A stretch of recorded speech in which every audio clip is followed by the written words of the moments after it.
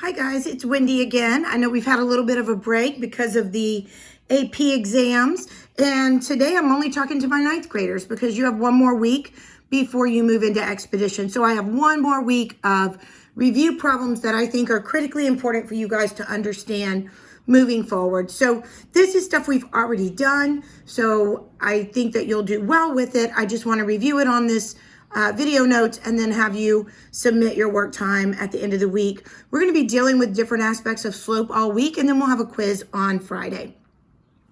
So today we're going to start with the brain starter. This is actually from one of your lessons a few weeks ago, but it had been a while, so I wanted to make sure you remember. Again, the point of all this review is that you're able to do these things without thinking about it very much. Like, these should become second nature to you. So first of all, when we find the zeros, we're just going to factor out the GCF first. In this case, it's a b. So we're going to factor out a b, and that leaves us with 3b squared minus 5b plus 2. Now, when we do that, now we're going to be able to use the slide method in order to factor, which is what we have to do in order to find the zeros. So we're going to use the slide method, and that means we take this 3 and we multiply it back here by this 2. So that leaves us b squared minus 5b, and then 3 times 2 is 6. Okay, so this is easier to factor now. Remember, we still have this b out here, but this is easier to factor because the b has no coefficient other than a 1. So it's just a 1 right there. So what multiplies to be 6 and adds to be negative 5? Well, negative 2 times negative 3 is positive 6, and negative 2 plus negative 3 is negative 5. So the answer is b minus 2 and b minus 3. But this is where you have to remember that you used the slide method. So because we used the slide method, that means that we have to take the 3 that we slid to the back and we have to put it underneath. We have to bring it back into the equation. So we're dividing both numbers by 3. Now, when we do that, this can't simplify or reduce. So we have to slide that 3 back in front of the b, and we get b equal b times 3b minus 2. And then here, this becomes a 1, and so it's also times b minus 1. At that point, we've completely factored it. So I just rewrote over here the completely factored form, and then we just take each factor and set it to 0. So over here, b is one of the factors. So when you set that to 0, well, you're done. And then 3b minus 2, you set to 0 and solve. And b minus 1, set it equal to 0 and solve. Now, example 1, whenever we're trying to rewrite an equation in slope-intercept form, I want you to remember that slope-intercept form is y equal mx plus b, where m is the slope and b is the y-intercept. And because the equation is one that you can just look right at it and realize that you can find m and b, which are slope and y-intercept, that's why we call this slope-intercept form. And so the goal, in order to rewrite an equation in slope-intercept form, is to solve for y, and that gets us into this form.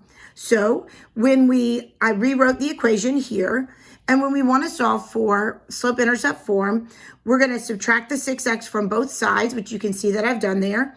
And then that leaves us 5y equal negative 6x minus 15. Now, the reason that I put the negative 6x in front instead of in the back is because I want to mimic slope-intercept form. So that's super important. So that's why I write it in the front, so I can copy this form. I want it to look like this in the end. Now, I still don't have y though, so they're multiplying by y, so I'm going to divide by y. So when we divide each item in the equation by by 5, then we're going to get negative 6 over 5x minus 15 divided by 5 is negative 3, so minus 3. So we have y equal negative 6/5 x minus 3. And remember, we want to leave it as an improper fraction because slope is rise over run, and we don't have to convert that to a mixed number because it would be harder to actually sketch a graph from that, which we'll be doing later in the week. Okay, just in case you need a little more practice with that, or you want another example to refer to when you're doing your assignment today, we're going to rewrite this equation in slope-intercept form again.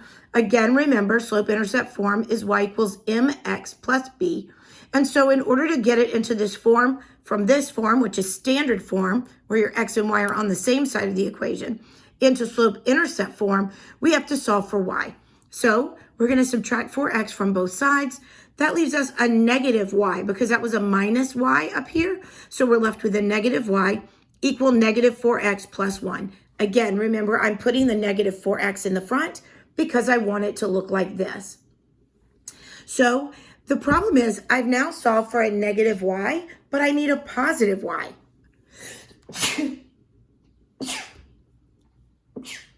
Excuse me. I had to sneeze there. It's like being back in school. All right, so when we divide by a negative y, we divide every single term by a negative 1. So the two negatives become positive y. These two negatives become a positive 4x, and this becomes a negative 1. So y equal 4x minus 1. So I hope that this has been a good review for you, just to jog your memory and make sure that you feel good about writing equations in slope-intercept form. I want you to practice this today. Everyone has the same lights because you do the same thing, no matter what the problem is. So you're going to have 4 problems to work on, and I want you to submit that into Google Classroom by tomorrow. Have a great day. Bye-bye.